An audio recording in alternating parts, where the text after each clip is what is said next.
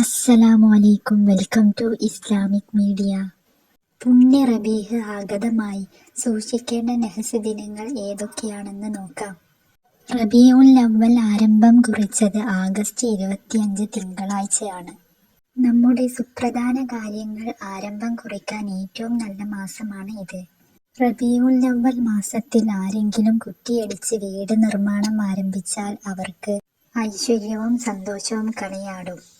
സുപ്രധാന കാര്യങ്ങൾ നല്ല ദിവസങ്ങളിൽ ആരംഭം കുറിക്കാൻ ശ്രദ്ധിക്കുക. ഇനി റബീഉൽ അവ്വൽ മാസത്തിൽ നാം ശ്രദ്ധിക്കേണ്ട നഹ്സ് ദിനങ്ങൾ ഏതൊക്കെയാണെന്ന് നോക്കാം.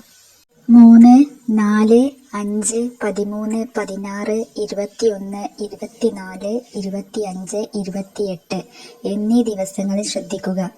നഹ്സ് ദിനങ്ങളാണ്. ഇംഗ്ലീഷ് മാസത്തോട് ചേർത്തിയാൽ ഓഗസ്റ്റ് 27, 28, 29 ബുധൻ, വ്യാഴം, വെള്ളി നഹ്സാണ്.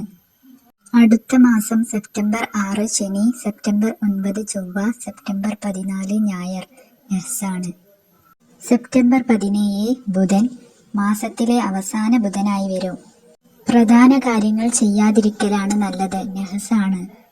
സെപ്റ്റംബർ 18 വ്യാഴം, സെപ്റ്റംബർ 21 ഞായർ എന്നീ 2 ദിനങ്ങൾ നഹ്സുള്ള ദിനങ്ങളാണ്.